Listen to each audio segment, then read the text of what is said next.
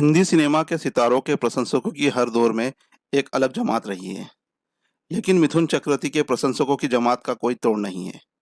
नाम के साथ मिथुन लिखना, उनके जैसी हेयर स्टाइल बनाना, उनके जैसे ही शर्ट सिलवाना, मोहल्ले का हर व्यक्ति उन दिनों राजेश खन्ना के फैन से सीधे मिथुन पर आकर टिका होता था। बीच में अमिताभ बच्चन का ही हेयर स्टाइल का भी जमाना आया, और वो जमाना भी आया जब उनकी और उनके हेयर ड्रेसर की फोटो देश के हर सैलून पर लगाना कंपलसरी सा लगता था।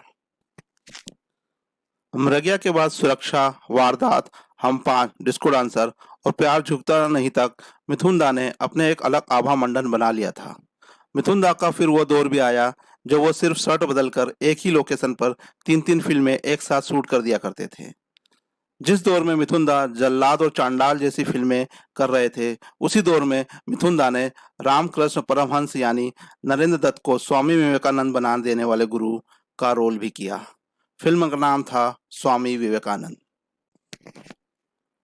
फिल्म स्वामी विवेकानंद से मिथुन चक्रवर्ती ने अपने एक्टिंग कैरियर का तीसरा नेशनल फिल्म अवार्ड जीता था। नेशनल फिल्म अवार्ड की जूरी ने जब ये फिल्म देखी तो हैरान रह गई। किसी को समझ ही नहीं आया कि ये वही मिथुन चक्रवर्ती है जो शर्ट बदलकर एक लोकेशन पर तीन तीन फिल्म शूट कर देते हैं। ऋषिकेश मुखर्जी तब बोले, ये फिल्म ऐसी है जिसके आगे हर अवार्ड बेकार है। ऐसा अभिनय बस ईश्वर ही किसी से करा सकता है। किसी इंसानी निर्देशक की तो बिसात ही क्या है। हम इसके लिए तुम्हें अवार्ड तो देना ही है, लेकिन फिल्म में चूंकि टाइटल रोल किसी और ने किया है तो बेस्ट एक्टर अवार्ड देना ठीक नहीं हो रहेगा। हम सब तुम्हें बेस्ट सपोर्टिंग एक्टर का नेशनल अवार्ड देते हैं। बता दें कि ऋषिकेश मुखर्जी भी बहुत बड़े डायरेक्टर हैं जिन्होंने आनंद और चुपके चुपके जैसी फिल्म बनाई थी। उस समय ऋषिकेश मुखर्जी नेशनल अवार्ड के जूरी मेंबर थे। मिथुन दा तो मिथुन दा ठहरे, ना अपमान का भय और ना सम्मान का अहंकार। जो मिल गया उसी को मुकद्दर समझ लिया, को जीवन भर मानते रहे। मिथुन दा ने इस पुरस्कार को भी सिर माथे लगाया और फिर लग गए अपने काम में। मिथुन दा ने फुटपाथ की गरीबी देखी और देश में सबसे ज्यादा इनकम टैक्स देने वाले सितारे का तमगा भी पाया है। इन दोनों हालातों के बीच मिथुन दा दिल के सच्चे इंसान हैं, वादे का पक्के दोस्त हैं और जुबान देकर न मुकरने वाला कलाकार हैं। स्वामी विवेकानंद में रामकृष्ण परमहंस का किरदार उनको कैसे मिला, इसकी भी एक दिलचस्प कहानी है। हुआ यूं कि मशहूर फिल्म निर्देशक मणिरत्नम उन दिनों अपनी महत्वाकांक्षी फिल्म इरुवर की प्लानिंग कर रहे थे। यह कहानी दो दोस्तों की कहानी है जो राजनीति में आकर एक दूसरे के दुश्मन बन जाते हैं। ये वही फिल्म है जिससे ऐश्वर्या राय ने अपनी फिल्मी कैरियर शुरू किया था। मणिरत्नम और मिथुन दा की मुलाकातें उस फिल्म को लेकर हुई, बातें हुई, लेकिन बात बनी नहीं। फिल्म स्वामी विवेकानंद के निर्देशक जीवी अय्यर और मणिरत्नम पुराने दोस्त हैं। अय्यर ने जब अपनी फिल्म में रामकृष्ण परमहंस के रोल के लिए कोई नाम सुझाने को कहा तो मणिरत्नम ने छूटते ही मिथुन दा का नाम ले लिया। मिथुन चक्रवर्ती तक निर्देशक जीवी अय्यर का पैगाम पहुंचा तो उन्होंने मना कर दिया। मिथुन दा बोले, ये एक भगवान का किरदार है और मैं ठहरा साधारण मनुष्य, सिगरेट पीने वाला, शराब का भी सेवन कर लेने वाला, मैं भला कैसे ये किरदार कर सकता हूँ। तमाम मान मनोवल हुई लेकिन मिथुन दा नहीं माने। फिर ईश्वर का चमत्कार जैसा ही कुछ हुआ। अय्यर ने मिथुन दा से कहा कि ठीक है, तुम रोल मत करना, लेकिन एक बार लुक टेस्ट करने में क्या जाता है।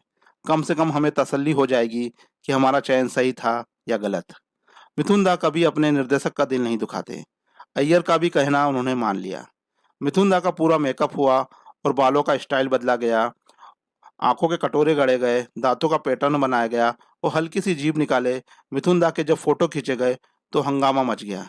जिसने भी ये फोटो देखे कोई मानने को तैयार ही नहीं कि ये रामकृष्ण परमहंस नहीं है। ऋषिकेश मुखर्जी ने भी नेशनल फिल्म अवार्ड की जूरी में यही बोला था कि जो किरदार पर्दे पे दिख रहा है उसका अभिनय नहीं किया गया है, उसे जिया गया है। मिथुन चक्रवर्ती ने जीवी अय्यर की जीत पर फिल्म तो कर ली, लेकिन उसकी शूटिंग भी तो करनी थी। जी नेटवर्क मिथुन दा की डॉक्यूमेंट्री बनाने के दौरान जब उनसे इस किरदार को लेकर लंबी बातचीत हुई तो मिथुन दा ने बताया था, एक रोज फिल्म की शूटिंग कहीं खुले में चल रही थी। शॉट खत्म होने के बाद मुझे बताया गया कि बस 10-5 मिनट का ब्रेक है, तो मैं बजाय वैनिटी मैन में जाने के वहीं पेड़ के नीचे बैठकर सिगरेट पीने लगा। अभी शूटिंग के कुछ दिन ही हुए थे। मैंने देखा कि कुछ महिलाएं कनखियों से मुझे घर घूर रही हैं। मुझे कुछ अजीब सा लगा। तो मैंने उन्हें अपने पास बुलाया। उनमें से एक ने कहा कि आपने जो रूप धरा है वो हमारे भगवान का है, और भगवान के हाथ में सिगरेट शोभा नहीं देती है। मिथुन दा ने यह सुना तो उनके तो होश उड़ गए। उन्होंने वहीं सिगरेट फेंकी, डिब्बे भी तोड़ मरोड़ कर किनारे डाल दिए और प्रण किया कि अब पूरी फिल्म की शूटिंग होने तक सिगरेट नहीं पीनी है, और ना ही पी। उस समय बेंगलोर में स्वामी विवेकानंद के एक स्पेशल शो पर कन्नड़ सिनेमा के सुपरस्टार डॉक्टर राजकुमार को भी आमंत्रित किया गया था। वो आए तो मिथुन दा ऑडिटोरियम के बाहर अपने निर्माता निर्देशक के साथ दरवाजे पर ही खड़े थे।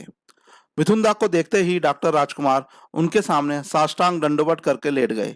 इतनी चर्चा सुन ली थी उन्होंने मिथुन दा के इस अभिनय की। फिल्म स्वामी विवेकानंद हिंदी सिनेमा में अपने कालखंड की एक अद्भुत फिल्म है। इसे देखना एक अलग और अलौकिक अनुभव है। बालक नरेंद्र की मां बनी तनुजा का सब्जी काटते काटते अपना अंगूठा काट लेना और फिर खुद ही अपना उपचार कर लेना, देवाश्री राय का अपने गुरु की सेवा में तल्लीन रहना, मीनाक्षी शेषाद्री का नरेंद्र के यौवन पर रीझना और फिर सन्यासिनी हो जाना, हिंदी सिनेमा के शम्मी कपूर, शशि कपूर, अनुपम खेर, हेमा मालिनी, जया प्रदा और राखी जैसे दिग्गज कलाकारों का खास रोल करना, और साउथ के सुपरस्टार मम्मूटी का भी एक खास किरदार में नजर आना। हिंदी सिनेमा के लिए ये एक ऐसा उत्सव पल था जिसे यह देश कायदे से मना ही नहीं पाया। अचरज होता है जानकर कि मसाला फिल्मों के पीछे भागते वितरक और फिल्म प्रदर्शकों ने स्वामी विवेकानंद जैसी फिल्म को भाव ही नहीं दिया। ये एक ऐसी फिल्म है जो आज भी भारतीय संस्कृति को दर्शाती है, और इसका दूरदर्शन पर फिर से प्रसारण भी होना चाहिए। तब भी इसका प्रीमियर दूरदर्शन पर ही हो सका था। फिल्म 1994 में बनकर तैयार हो गई और 4 साल तक रिलीज की राह तकती रही। 15 अगस्त 1998 को इस फिल्म का दूरदर्शन पर प्रीमियर हुआ था। मैंने स्वामी विवेकानंद फिल्म देखी है और मैं दावे के साथ कहता हूँ कि इस फिल्म में मिथुन दा ने जो अभिनय किया है वैसा अभिनय और किसी दूसरे हीरो के बस की बात नहीं है। व्यूवर्स, मैं आप लोगों से भी रिक्वेस्ट करता हूँ कि यदि आप लोगों ने ये फिल्म नहीं देखी है तो प्लीज़ आप लोग ये फिल्म देखिए। आप भी मिथुन दा पर प्राउड करेंगे। आज के लिए बस इतना ही। आपको हमारा ये वीडियो कैसा लगा please comment, like and share this video. फिर हम मिलेंगे एक नई इंटरेस्टिंग स्टोरी के साथ। जब तक के लिए goodbye and thanks for watching.